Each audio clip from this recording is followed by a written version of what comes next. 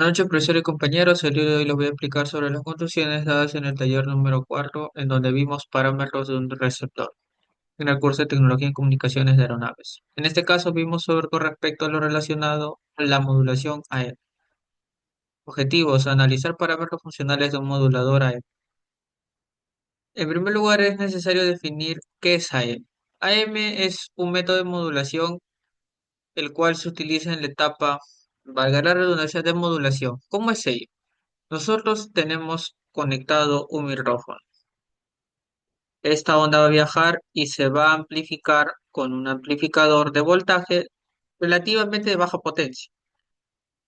Posteriormente, acá viene el modulador, lo que vemos acá, el cual va conectado a una señal portadora que viene de un oscilador, es decir, un circuito RLC, el oscilador Colpitts, Hartley, etcétera, a través de lo que vendría a ser inductancia, capacitancia y a una frecuencia de oscilación, que obviamente sus valores van a estar en función de esa frecuencia de oscilación, porque a esa frecuencia es en la cual va a salir esta onda, nueva señal onda modulada.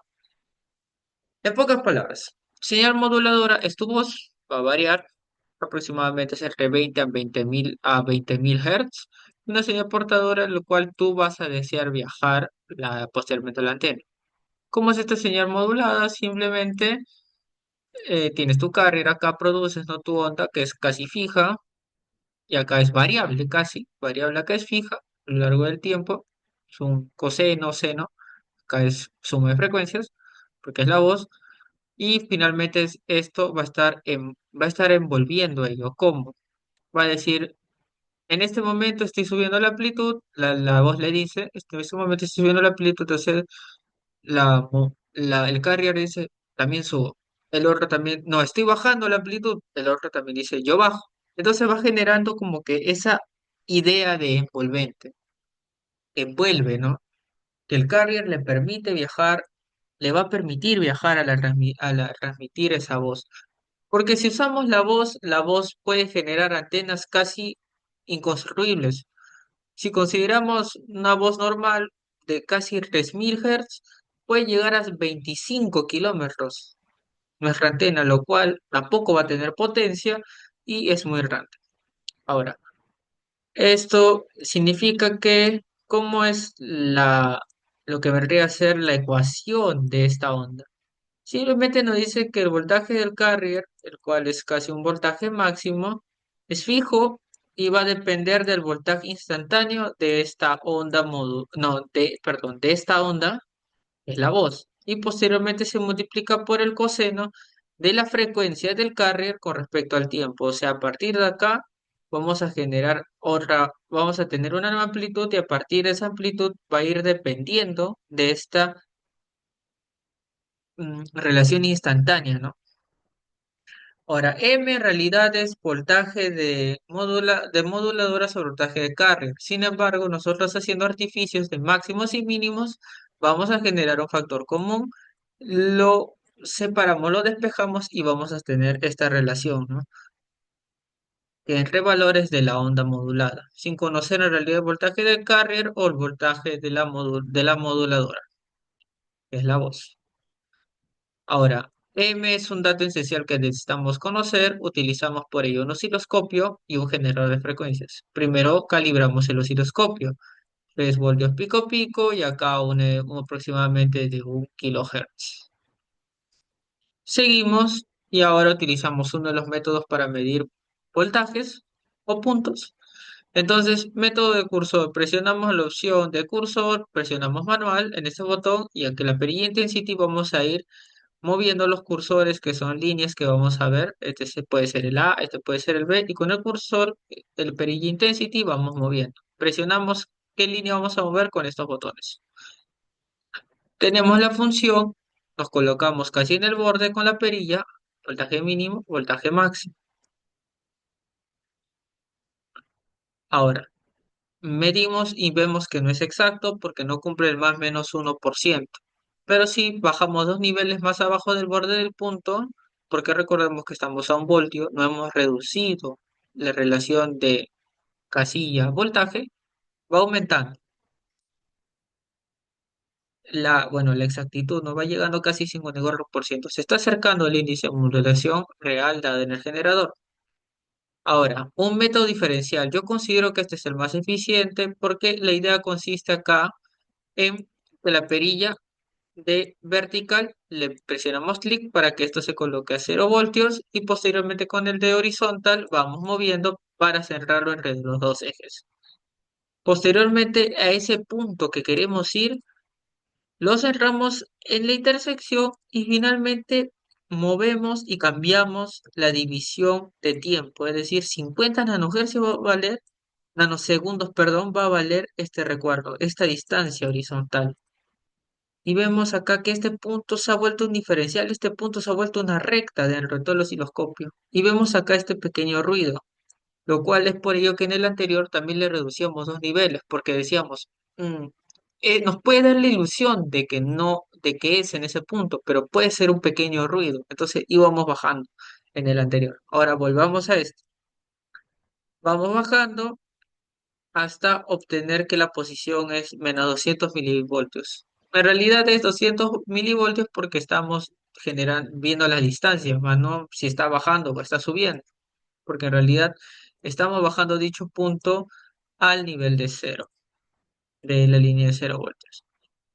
Comparamos estos métodos y vemos que el método por diferencial es mucho más cercano, el método de borde de punto no tanto en relación a los demás, y acá vemos que más aceptable, mayor margen de error que el tiempo diferencial. Acá vemos que casi el error es mínimo, 0,01%. Y acá el método de cursor del borde de punto es cada vez más obsoleto porque no ve relación con respecto a cómo trabajan los demás. Este coincidió con el anterior. Sin embargo, acá vamos a ver la prueba de fuego, el caso especial. 98%. El que tuvo la mejor lectura fue el diferencial de tiempo, porque sobre todo los voltajes mínimos podía identificarlo mejor.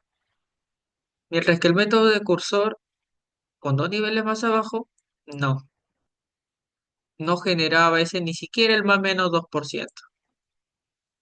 Acá sí puede ser tolerable el más menos 2%, pero no el más menos 1%, el cual se pedía en la clase. Entonces vemos que el método diferencial es el más aceptable. Ahora vemos la importancia del índice de modulación. El índice de modulación nos identifica qué tanto nosotros estamos utilizando todo ese carrier para transmitir la información.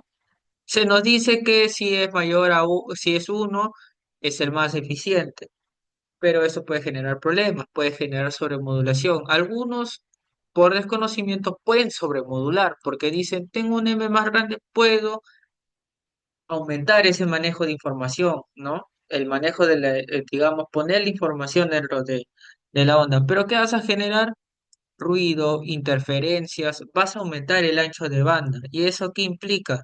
Que digamos que tu espacio designado para transmitir tu onda y tu información sobrepasa a otros espacios, a otros canales, gente que está utilizando ese canal para comunicarse y el otro va a comenzar a oír o a tener ruido dentro de su comunicación, lo cual afecta a a otras personas que están comunicándose. También que el receptor no lo va a leer, porque el receptor simplemente va a leer la parte positiva y las partes últimas de esta onda, lo cual vendría a ser la envolvente a través del diodo. El diodo va a permitir pasar de positivo a negativo, pero no va a permitir pasar negativo a positivo como lo está haciendo acá. Entonces no lo va a leer. Estamos perdiendo acá información. Ahora, también se nos dice que debemos llegar al índice de modulación 1, pero en VHF no se llega a eso, y en aviación no. Esto según Paraninfo, en su libro Sistemas Eléctricos y Electrónicos de Aeronaves. Ahora, ¿por qué no? Una causa muy probable o un motivo muy probable es que en realidad el M sí va relacionado a la potencia del carrier, digamos que sea una constante. El ancho de banda, teóricamente depende, es 2 veces la frecuencia máxima que se pueda tener. En ese caso en los osciloscopios fue una señal pura, una señal senoidal que permite calibrar dispositivos. pero recordemos que la voz va a variar de entre casi 20 a 20.000 kilohertz máximo. Puede llegar a ser de 3.000 Hz aproximadamente. Nos dice que el M no depende, teóricamente, solamente depende de la frecuencia máxima, pero en la vida real nos dice que la potencia que se altera acá también puede afectar a tu ancho de banda y por ende vas a generar interferencias, porque finalmente es energía. Entonces, eh, vas a afectar a ellos si tu si digamos, tú estás destinado a que eso sea 80, 90. Si tú le pones más, ¿qué puede generar en el transmisor? Tú le pones más, no, yo quiero modularlo más, vas a interferir en otros canales. Y esto no es óptimo porque estos sistemas de comunicación exactamente están para mantener la seguridad. ¿Por qué? Porque pertenece al sistema de comunicaciones de la aeronave, el cual permite que el piloto y el ATC puedan comunicarse, dar información de distancia, dar información de meteorología, dar información de las rutas, etcétera. Tanto es su alcance que permite de hasta 10.000 pies y hasta 135 millas de distancia, ¿no? En vuelo, el avión en vuelo y la torre de control, ¿no? Em, Recordemos que estamos hablando sobre VHF, 118 MHz, está siendo 37 aproximadamente, pero a veces se le considera 151 en algunos países. Recordemos que la demanda está aumentando, por ende tenemos que tener en consideración ese índice de modulación. ¿Por qué? Porque antes era como alrededor de 700 canales. Poco a poco fueron aumentando, es decir, los canales van teniendo una frecuencia, un ancho de banda más pequeño, para que puedan caber más canales, obviamente, ¿no? Dentro de ese rango VHF. Aproximadamente actualmente son 2.280 disponibles, por lo menos en Estados Unidos. Entonces, eh, tenemos que tener mucho cuidado con lo que vendría a ser sobremodulación y el índice de modulación, el cual está predeterminado. Eso sería. Y finalmente, las recomendaciones. ¿Es recomendable tener más de un método para medir el voltaje del osciloscopio? Sí. Yo recomiendo el método diferencial porque te permite acercar el punto, te permite modificar la frecuencia, ver si hay pequeños ruidos, etcétera. En algunos casos se puede usar por división de celdas, pero no es tan recomendable en todos los casos porque, por ejemplo, en 80% de índice de profundidad, 90% es casi minúsculo. Es mínimo, es casi imperceptible o te va a generar un mayor margen de error. Si bien en los manuales es aceptable más o menos 2% de margen de error dentro del índice de profundidad leído, nosotros consideramos eficiente por el instructor más o menos 1% para este laboratorio. Muchas gracias por haberme escuchado y esto sería todo por esta ocasión.